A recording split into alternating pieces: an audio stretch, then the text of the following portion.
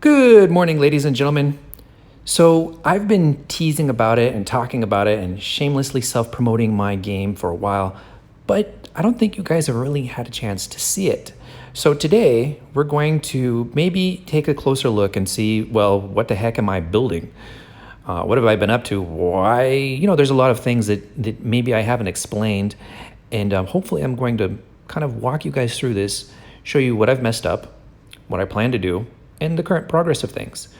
So, spoiler alert, you can't play it yet. I'm so super sorry. I've been working my butt off for months and months and months on this. And a lot of things are coming together, as you'll see. However, there's a lot of things that I think I want to do in terms of really high quality stuff. And honestly, I've made just some stupid mistakes because I've never made a mobile game before. To kind of share a little bit about my background, I've been making software for basically more than 20 years.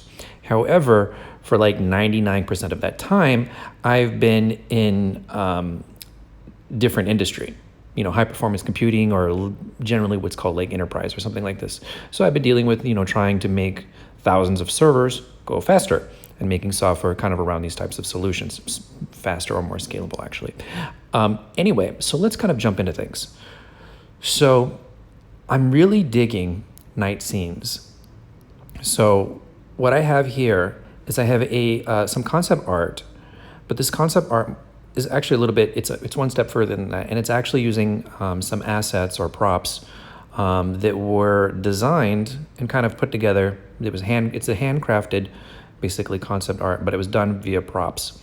And props in a game are like sticks, stones, textures, trees, stuff like that. And you'll see a little character there, and you're going to see him throughout some of these, what I'm going to show you today. But anyway, what I need you guys to do is drop in the comments, do you like night scenes? Do you want day scenes? Is this beautiful? It's not done. These are quickie mock-ups. We didn't want to spend a whole bunch of time on stuff because if you guys say, oh, wow, that stinks, we hate it, we got to go back to the art drawing board and redo some things. And this is the second time I've been at the art drawing board because the first time we made some stuff, I got some feedback, and it didn't really have that I love it feedback that a lot of people, that I wanted people to have. So I really need your feedback on this. It'll definitely help. So let's just go through this real quick. All right, so here we have a second mock-up with an ugly UI overlay just kind of dropped on top of it just for reference. Personally, I think the little blue trees or the tree foliage, it's too bright.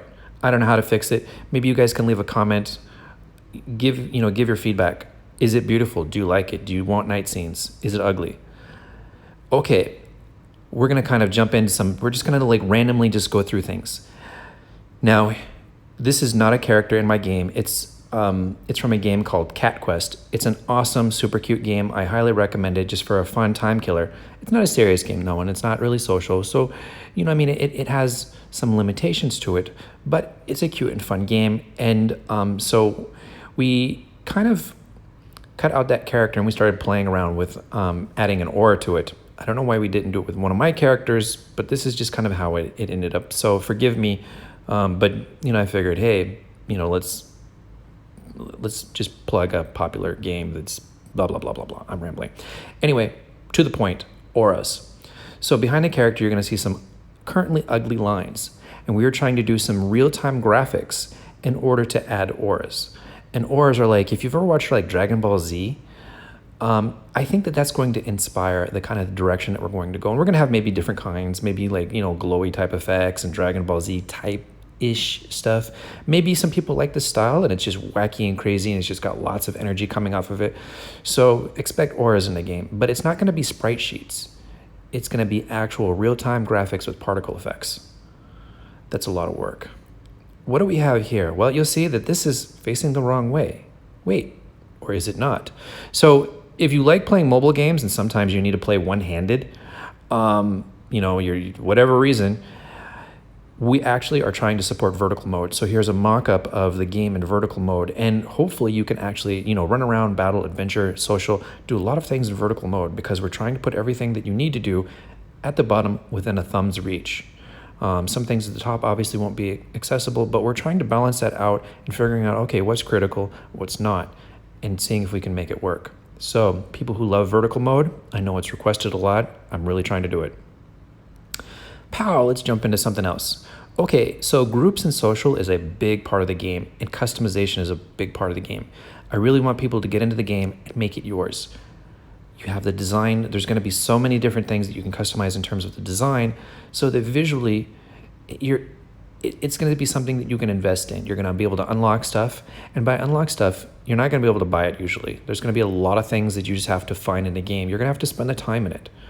This may not be what everybody wants, but I'm going to skip ahead and I'm going to spoil it. Fair play and free play. Imagine you're playing chess and you just can't buy multiple queens. You're not going to be able to do it. But you can buy a lot of different character customizations. So if you wanted to have a really fancy looking chess piece, that's the best analogy that I can say. So like your groups, and in this case, it's going to be like your group logo. There's going to be a lot of different ways that you can actually customize your group, your badges and maybe your banners and stuff like that. So when you and your friends are adventuring around, hey, it's really going to be tailored to you. Okay, what do we have here? So this is a crude mock-up of what you can kind of expect in battle mode. And this isn't, I don't have two characters fighting and stuff like that, and just kind of forgive me, it's just meant to be a UI mock-up, but it'll kind of give you an impression of what to expect in terms of battle mode. So there we go. I'm just going to kind of push through these real quick because there's so many of them, and if I keep talking for more than 15 minutes, I won't be able to upload the video because my mobile phone software doesn't support uploading videos more than 15 minutes. I know, stinky, whatever. So here we go. What's this? Well, top right-hand corner, you're going to see something that's hottest gamers. And what this really is leaderboards. And I want leaderboards to be in your face. So people actually, when you start getting good at the game, when you push high, you're actually going to get recognized. So, leaderboards, it's really going to be, there's probably going to be like global leaderboards and like localized ones. So probably, you're going to have multiple tiers of leaderboards. So maybe you can be top in America or top in China or top in Japan or top in Korea, etc. Anyway, leaderboards. And what this is this is a maximized view of the leaderboard. I think I maybe downloaded that image twice. So we get to see two of those. Pow. Now this is what I call an expanded view of the leaderboards. So you see how it only shows 3 versus a full window. And this is going to be like something like you can click on one of them.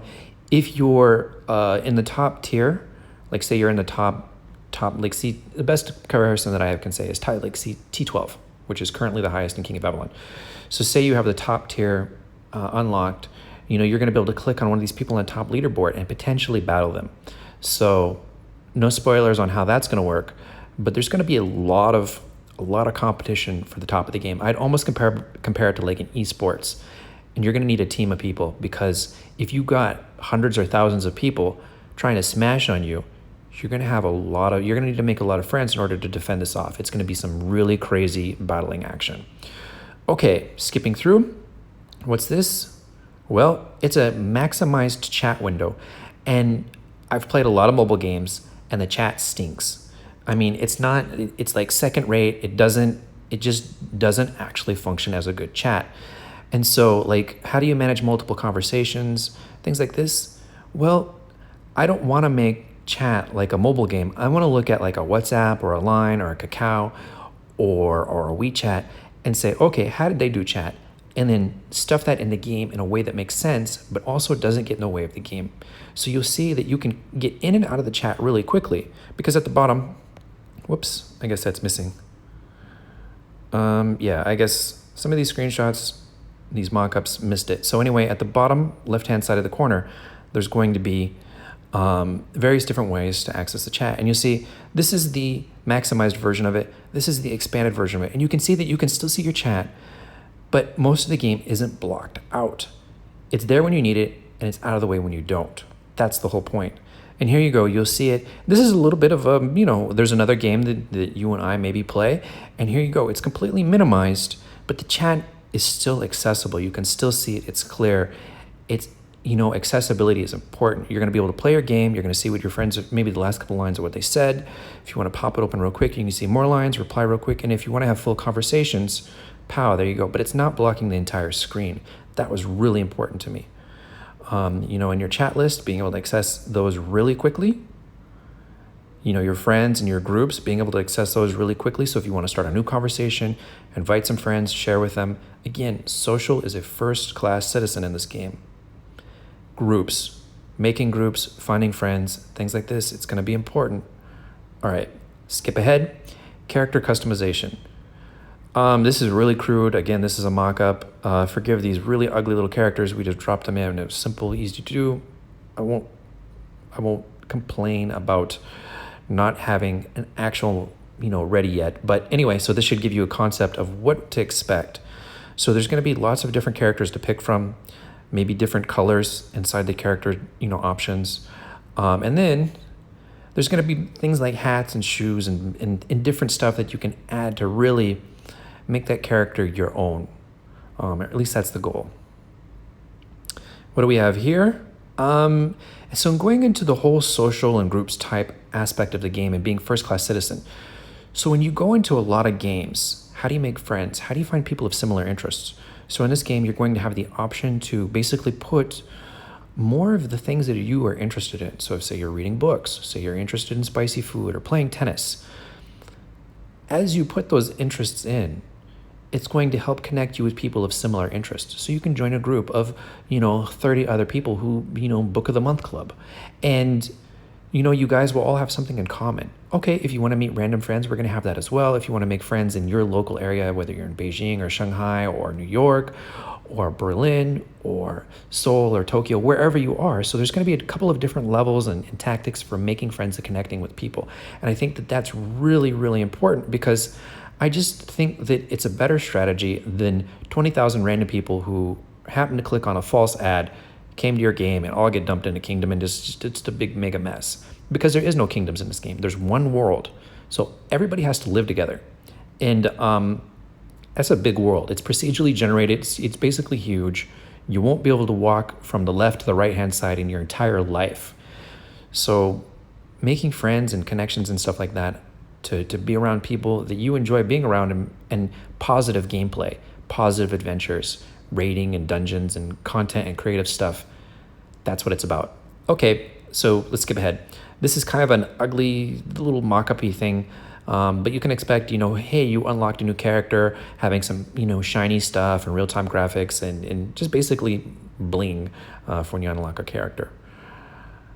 And what's this? I have no idea. Oh, here we go. Join a group, create a group. Again, first-class citizens. Social is important. Anyway, I think I've said enough for now. I love you guys. Give me your feedback. Drop the comments. I know this isn't King of Avalon or battling, but I do think that there's going to be some battling videos coming in my, battling videos for my game coming soon. Fingers crossed. Okay, bye-bye for now.